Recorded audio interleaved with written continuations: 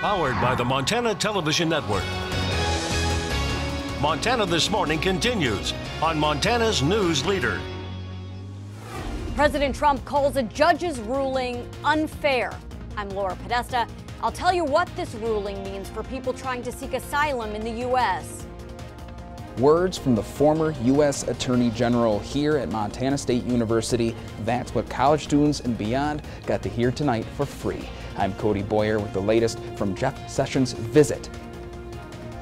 Good morning to you. Welcome to your Tuesday. We are coming right up on 6:30. I'm Missy O'Malley with Chet Lehman, and our top story for you here.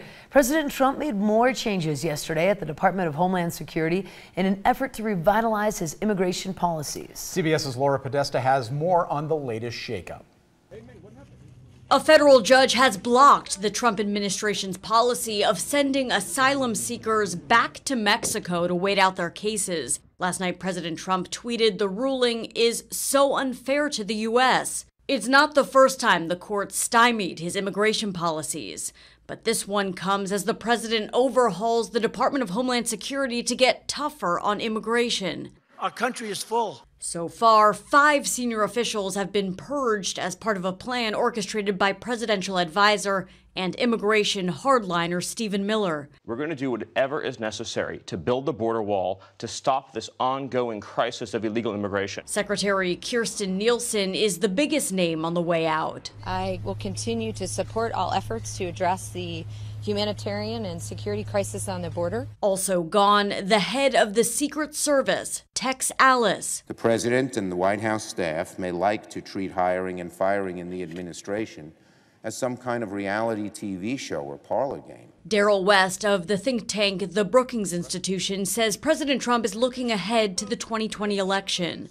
It's going to be a tough job because the president clearly wants whoever's in that position to be really tough, and that means separating families, communicating policies that a lot of people object to. Customs and Border Protection Commissioner Kevin McAleenan will take over as acting DHS Secretary. Laura Podesta, CBS News.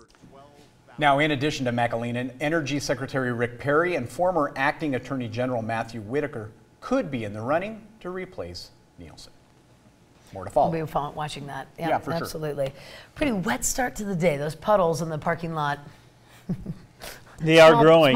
Get a boat. Yeah. We've had some pretty decent downpours already this morning. We'll probably see more as we head through the morning and afternoon. Temperatures around the 40-degree mark for most of us. Off and on showers, some mountain snow very likely. It looks like we're going to be dealing with some patchy fog as well. Right now, visibility reports are okay, but there will be some fog in some low-lying areas.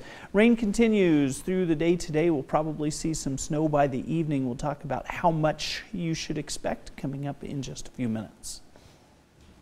Thank you, Matt. 6:32 now, our top local story this half hour. Gallatin County Sheriff's Office has identified 59-year-old Cynthia Carol Willis as the Bozeman woman killed in last Thursday's shooting at a mobile home park.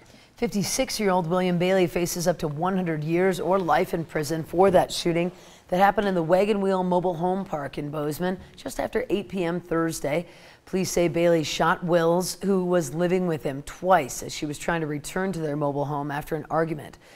Bailey's bail is set at $1 million. And in Gallatin County, 1 in 3 women will unfortunately become victims of domestic violence in their lifetime. According to Haven, 1 in 7 men will also experience it.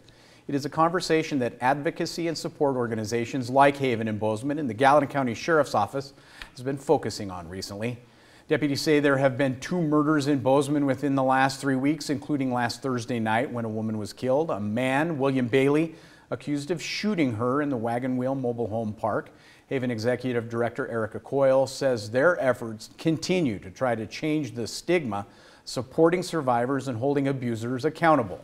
Coyle adds that Haven advocates spreading the word about domestic violence with more than 100 volunteers annually, with many working as community advocates.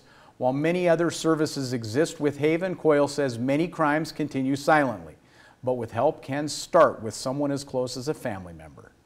If survivors have a trusted friend or family member they can reach out to for that support, we always encourage them to do that because we really want to support them in rebuilding those social networks so that they are able to make the best decision for themselves and their family. Now, Haven does have a 24-hour support line that we have on our website. The organization also maintains a shelter for victims, a legal advocacy team to support survivors as they file for orders of protection and education programs. And last night at the City Commission meeting, commissioners were expected to make a big decision regarding affordable housing. However, as MTN's Medeiros Babb saw, without the right paperwork, there won't be a final say. This week, Bozeman commissioners were supposed to vote on whether or not to use about $240,000 for the local Human Resource Development Council for workforce housing. HRDC is asking for the money to be used towards 24 Willow Springs townhomes to be built on the corner of Hoover Way and Sartain Street. The nonprofit is asking for the city to use the workforce housing funds because under city standards, the homes are considered affordable. The vote was supposed to be on this week's agenda, but because the site plan was not finished, it had to be pushed back to a later date. In Bozeman, Medeiros Babb, MTN News. Now, Medeiros tells us currently the city has around $750,000 in its workforce housing fund. And state lawmakers will hold a hearing this week on a major reform to Montana's medical marijuana system. MTN's Jonathan Ambarian reports that the bill would dramatically change the way patients receive their medical marijuana. 2 years after the Montana legislature passed a bill to overhaul the state's medical marijuana laws, Democratic Senator Tom Jacobson of Great Falls says more changes are needed. I mean, this is all brand new to Montana. We've not really done things to this extent in the past. We knew there would be some changes that would have to come about. Jacobson is sponsoring Senate Bill 265. It would make a number of changes, including increasing the tax on medical marijuana providers from 2% to 4%. Jacobson says the Montana Department of Public Health and Human Services isn't receiving enough tax revenue to administer the medical marijuana program. Rather than hamstringing the department in, not being able to further implement these rules, we wanted to make sure they had adequate funds to implement the statute. But the biggest change, added as an amendment in the Senate, would be untethering patients from providers. Currently, patients who do not grow their own marijuana must choose a single provider they will buy marijuana from. Being tied to one provider, though it creates some ease in monitoring, it creates difficulties on the patient's part when they need to get their medical marijuana.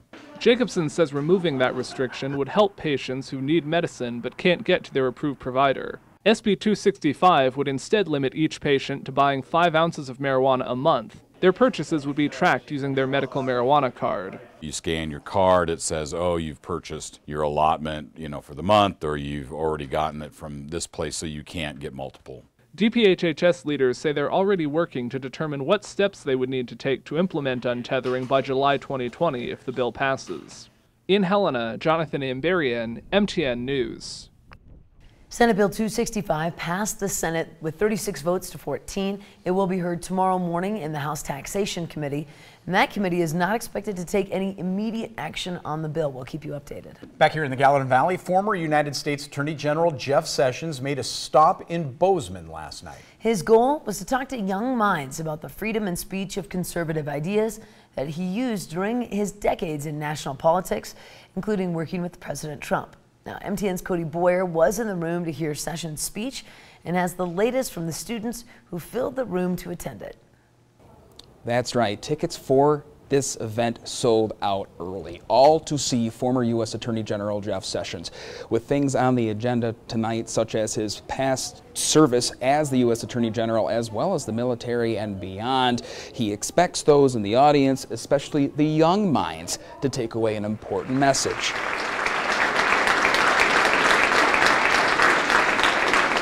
Well, it means a lot to us that he would come to the university itself. Seats quickly filled in Asbjornson Hall's Inspiration Hall, with the audience ranging from old to young.